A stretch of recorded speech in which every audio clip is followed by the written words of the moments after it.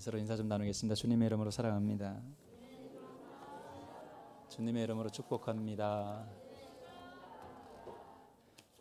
모두 안전하시길 바랍니다.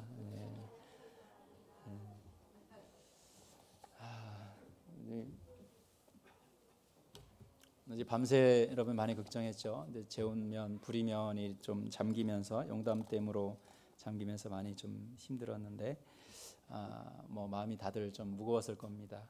또 다행히 또 우리 또 그 중에 또 다행인 것은 우리 성도들이 또 그래도 큰 피해가 없이 잘 넘어가서 너무 또 감사하기도 합니다.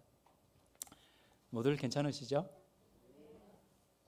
너무 많은 비가 내려서 참 걱정입니다. 그죠? 안수 집사님하고 우리 김선인 권사님이 대피를 하셔서 다른 데에 가서 이렇게 주무셨는데 아침에 또 이렇게 새벽에 한번 가봤더니 열심히 치우고 계시더라고요. 다행히. 그래서 하시는 말씀이 이렇게 막 힘든 모습으로 이렇게 반겨주실 줄 알았더니 1cm 요거 남기고 물이 안 찼답니다. 네, 허리까지 막 왔어요. 난리가 났었습니다. 그래서 농민들의 한숨이 또 여기까지 또 느껴지기도 합니다. 또 오면서도 한번 이렇게 돌아봤는데 아직도 재원 그쪽에 물이 뚝 가까이 이렇게 있어요. 그래서 참 안타까운 현실들입니다. 뭐 천월리도 마찬가지입니다. 크고 작은 피해들이 많이 있는데 아직 계속되는 비로 농작물이 많이 걱정이기도 합니다. 사실 올해 장마가 한 6월 10일쯤 제주도에서 시작됐다고 합니다. 다음 주까지 계속 이어진다는 또 비 예보가 계속 있다는 예보가 있고요. 또 어제 여러분 예보를 보셨겠지만 필리핀에서 또 5호 태풍 장미가 이름도 예뻐요, 그죠?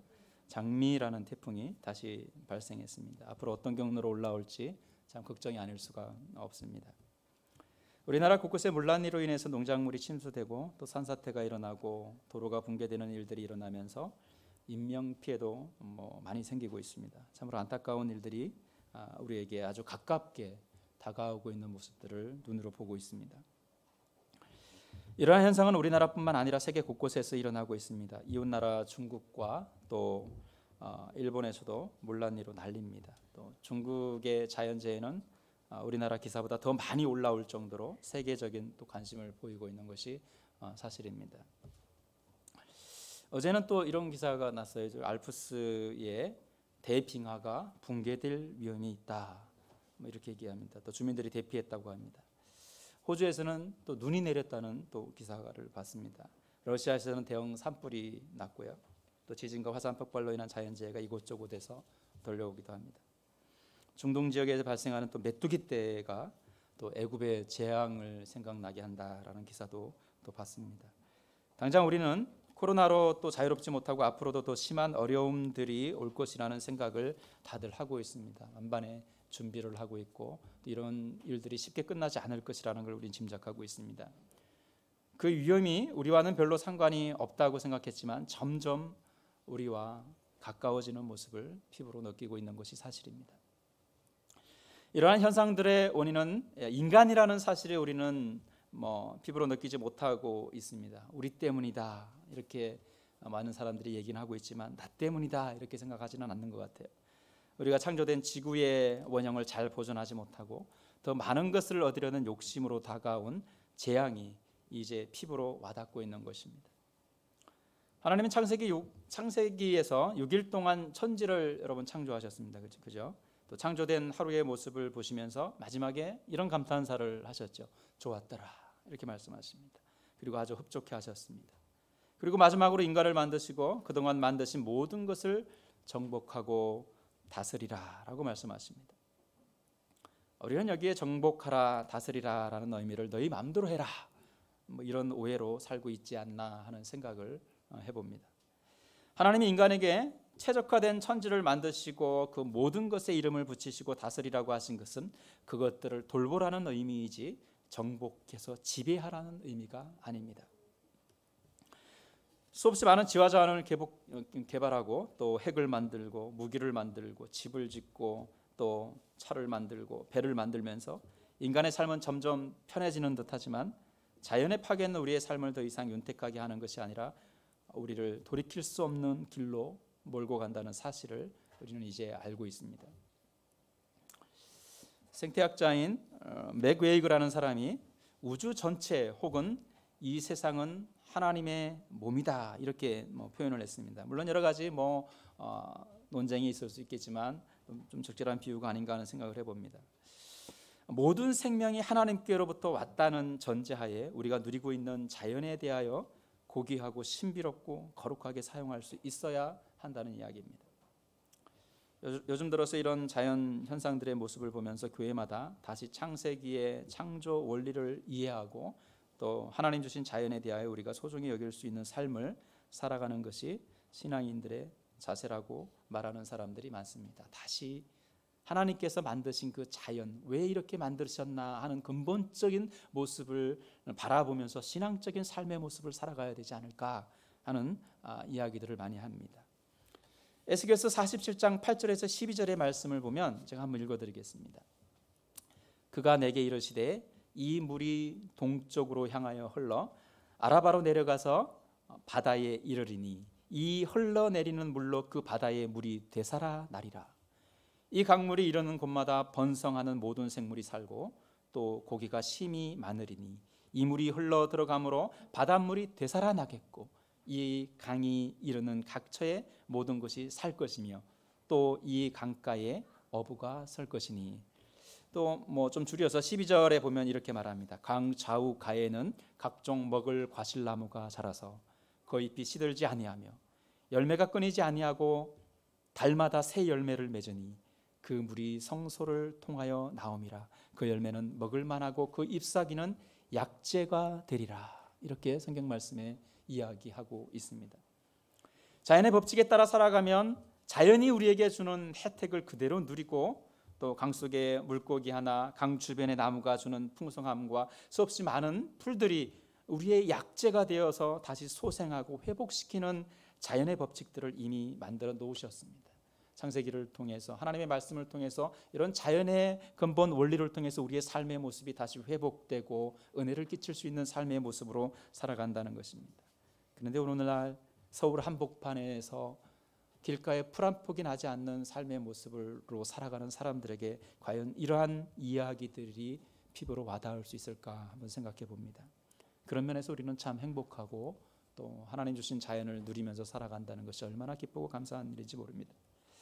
우리가 살아가는 삶이 그렇게 편안하다고 해서 행복한 것도 아니고 빠르게 변해야 뭔가를 이루는 것도 아니고 많은 지식을 얻어야 성공하는 것도 아닙니다. 우리가 잘 사는 것은 하나님 주신 자연과 잘 조화를 이루면서 살아가는 것이 가장 잘 사는 방법입니다. 주어진 작은 실천들을 통해서 우리는 하나님의 섭리에 가까이 갈 수 있습니다. 편안한 삶을 위해 아무렇게나 쓰는 플라스틱이나 비닐봉지, 캔, 쓰레기를 줄이는 이런 방법부터 시작하면 다시 우리는 회복할 수 있다고 봅니다. 강을 만드는 첫 물길부터 다시 복원하기 시작하면 그 물줄기를 따라 생명들이 다시 일어날 것입니다. 개발이라는 명목으로 부시고 또 담장을 쌓고 또 파헤치는 것이 우리를 잘 살게 하는 것이 아닙니다. 잘 보존하는 것이 오히려 우리가 잘 살 수 있는 것입니다. 좀 느려도 되고 좀 불편해도 됩니다. 자연의 섭리대로 살아가는 것은 창조의 질서를 따라 사는 것이고 하나님의 명령을 지키며 살아가는 것입니다. 오늘 본문에 바다의 물고기와 하늘의 새와 가축과 온 땅에 기는 모든 것을 다스리게 하자라고 말씀하십니다. 이 말씀을 메시아 성경은 이렇게 해석하고 있습니다. 바다의 물고기와 공중의 새와 집짐승과 온 땅과 땅 위의 온갖 동물을 돌보게 하자 이렇게 얘기합니다. 돌보게 하자. 28절 마지막 부분에 모든 생물을 다스리라 하시니라 라는 이 부분에 대해서는 어떻게 이야기를 하냐면 모든 생물을 역시 마찬가지로 돌아보라 이렇게 말하고 있습니다. 자연에서 군림하는 것이 아니라 자연이 자연스럽게 흘러가는 대로 잘 돌보는 것이 가장 자연스러운 가장 아름다운 삶의 모습입니다. 여러분 요즘 가장 아름다운 것이 어떤 모습이에요? 그냥 자연스러운 모습이잖아요, 그죠? 물론 예뻐지려고 이렇게 화장들을 많이 하시지만 사실은 여러분 자연스러운 모습이 가장 예쁜 모습이거든요. 이렇게 하면 화장품 회사가 또 부도날지 모르지만 어쨌든 여러분 하나님 주신 그대로의 모습이 가장 아름다운 모습들입니다. 여러분 천을리에 쓰레기장이 참 멀리 있습니다. 그래서 저기 대동고룡산 지나서 좌측에 이렇게 쓰레기장이 만들어져 있는데 원래는 이 마을 앞에 쓰레기장을 만들어 놓았었습니다. 그랬더니 이 마을 앞에 쓰레기 분리수거가 안 되는 거예요. 그러니까 마을이 그 회관 앞에 버스 타는 곳에 늘 지저분하게 막 이렇게 쌓여 있는 겁니다. 그래서 뭐 아예 잘 보이지 않는 먼 곳으로 이렇게 이전을 한 것 같아요. 그러나 여전히 그 먼 곳에 있는 그 쓰레기장도 역시 뭐 놀 데가 없습니다. 쓰레기를 놓을 데가 없는 쓰레기장입니다. 분리수거가 되지 않습니다. 이전하기 전에 이장님이 수없이 방송하기 전에 맨날 이야기했던 게 뭐냐면 분리수거 좀 제대로 하십시오. 이렇게 하면 뭐 매일 방송을 했어요. 그런데도 잘 이루어지지 않더라고요. 그래서 아마 특단의 조치를 내리신 것 같아요. 다 멀리 갖다 놓으면 여기 쓰레기를 버리지 않겠지. 그런데 너무 멀어서 할머니들은 그곳까지 가서 쓰레기를 버릴 수가 없습니다. 당연히 어떻게 합니까? 쓰레기를 버릴 수가 없으니까 냇가에다 버리거나 그냥 태워버리죠. 이게 과연 이제 또 우리가 또 좀 잘못된 부분들을 좀 개선해 볼 필요가 있는데 제 생각은 쓰레기장은 아주 잘 보이는 곳에 설치해야 된다고 생각을 합니다. 그래야 쉽게 버리고 잘 정리합니다. 어떻게든지 보이니까 지저분하니까 한 번이라도 정리할 수 있게 되는 겁니다. 의식을 바꿀 수 있습니다. 안 되면 될 때까지 교육할 수 있습니다. 결국 보이지 않게 한다고 다 해결되는 문제가 아니라는 것입니다. 우리가 성경의 가르침대로 살아가면 모든 것이 해결되는 문제인데 스스로 이 모든 것을 파괴하는 주범으로 살아가기 때문에 오늘날 이런 대재앙이 우리 속에 눈앞에 다가오지 않나 하는 생각을 한번 해봅니다. 우리 채널리도 다시 한번 생각을 해봤으면 좋겠습니다. 우리 할머니들이 잘 분리수거를 해서 거기까지 가지 않고 쉽게 잘 버리지만 아주 깨끗하고 잘 분리수거를 해서 자연보호를 할 수 있는 그런 곳에 쓰레기장을 좀 만들어 놓으면 어떨까? 이장님 아드님이 좀 제안을 해주시면 좋을 것 같습니다. 네. 제 생각입니다. 또 마을 분들은 또 생각이 다를 수는 있겠지만 계몽이 좀 필요하지 않겠습니까? 우리가 먼저 믿음의 사람들이 실천해 나가면 그 일들을 할 수 있지 않겠습니까? 그죠? 인간의 욕심을 줄이고 보이지 않게 다가와 우리의 친구가 되는 자연과 가까이 하면 우리는 이런 엄청난 일들에 놀라지 않아도 될 것입니다. 다시 하나님 창조의 질서로 돌아가서 하나님의 의도를 잘 파악할 수 있는 삶을 살아야 합니다. 여러분, 풀 하나, 꽃 하나, 작은 벌레나 물속의 생명들까지 우리가 좀 더 아끼고 보호하면 에스겔의 말씀처럼 회복된 강에서 물고기가 늘어나고 또 강가의 열매들이 주렁주렁 열리고 또 아름다운 계절에 따라 기쁨과 감사가 넘치는 삶을 살 수 있게 될 것입니다. 여러분, 지금 서두에 얘기했듯이 세계 곳곳에서 일어나는 자연적인 재앙의 모습들의 그 원인이 누구에게 있습니까? 바로 우리에게 있지 않습니까? 인간에게 있지 않습니까? 그죠? 온난화가 생기면서 그죠? 온도가 높아지고 해수면의 온도가 올라가고 여러 가지 모습들은 인간의 욕심으로 인한 개발과 대책 없는 그런 모습들로 욕심으로 인해서 생겨나는 시초들입니다. 다시 말하면 그 강이 처음 시작되는 그 물줄기처럼 우리가 처음 어디서부터 이 문제를 시작해야 되냐면 지금 우리 삶 속에서 생활 속에서 쓰레기를 분리하는 아주 작은 일들부터 다시 우리가 시작하면 다시 이 대자연의 삶의 모습이 회복되어지고 아름다운 모습으로 또 살아날 것입니다. 그러면 제가 좀 존경하는 목사님 한 분 중에 이게 봉온에서 우리 교회에서 가신 분들이 계실 겁니다. 사랑과 섬김의 교회라고 봉온 옥천이군요. 옥천 안남면에 있는 그 교회입니다. 근데 그 목사님이 도시에서 이제 이렇게 목회를 계속 하셨는데 알코올 중독자를 데리고 제가 한번 얘기했죠. 그곳에 와서 이제 자급자족을 하면서 농사를 지으면서 이렇게 합니다. 그러면서 그분이 생각이 많이 바뀐 겁니다. 이 하나님이 주신 이 생태, 이 삶의 모습들을 통해서 다시 신학의 재조정이 우리가 필요하지 않을까. 다시 하나님이 이 자연을 주신 것에 대해서 우리가 믿음의 사람들이 다시 하나님과 함께 이 자연을 살려나가는 그러한 삶의 모습으로 살아야 하지 않을까 하는 많은 고민을 하고 있는 모습을 볼 수가 있습니다. 여러분, 창세기 1장 31절에 하나님이 이 모든 창조를 마치시고 이렇게 이야기합니다. 하나님이 지으신 모든 것을 보시니 보시기에 심히 좋았더라. 저녁이 되고 아침이 되니 이는 6째 날이니라.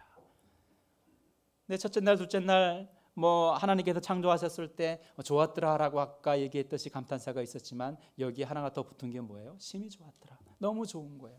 하나님이 이렇게 다 만드시고 인간을 만드시고 이 대자연의 지구의 모든 것을 다스릴 수 있는 또 보호할 수 있는 그런 책임자의 역할로 인간을 만드시고 난 다음에 심히 좋았더라 라고 말씀하시는 모습을 볼 수 있습니다. 우리가 생활의 편리한 삶의 모습대로 살아갈 때는 어떻게 됩니까? 우리는 편할 수 있을지 모릅니다. 그런데 여러분, 여기에 앉아있는 어린 아이들을 보십시오. 어쩌면 그 아이들은 쓰레기더미 위에서 그 다음 세대를 살아가야 될지 모릅니다. 여러분, 그런 유산을 갖고 싶습니까? 여러분의 부모님들이 땅을 유산으로 주셨는데 한번 삽으로 팠더니 그 땅 밑에 쓰레기가 잔뜩한 삶의 모습으로 여러분들이 살아가야 된다면 얼마나 안타까운 현실이겠습니까? 그것은 지금 우리가 그렇게 하고 있습니다. 우리가 실천하지 않기 때문에, 인간의 욕심 때문에, 우리가 좀 더 편하게 살려고 하기 때문에 우리의 다음 세대들은 더욱더 불편한 삶을 감수하면서 살게끔 우리가 기성세대들이 그렇게 살고 있다는 얘기입니다. 우리 믿음의 사람들이 먼저 실천하면서 하나님의 나라를 아름답게 가꾸고 사랑하고 지켜나가는 삶을 실천해야 합니다. 온 세계가 문제라고 얘기하고 재앙이 다가온다라고 얘기하는 이 시점, 어떻게 보면 지금이 늦지 않은 시기인지 모르겠습니다. 다시 강의 첫 줄기를 따라서 내려가는 삶의 모습처럼 우리가 우리의 작은 일부터 다시 시작한다면 하나님이 만드신 이 대자연의 삶의 모습이 회복될 수 있지 않을까 생각합니다.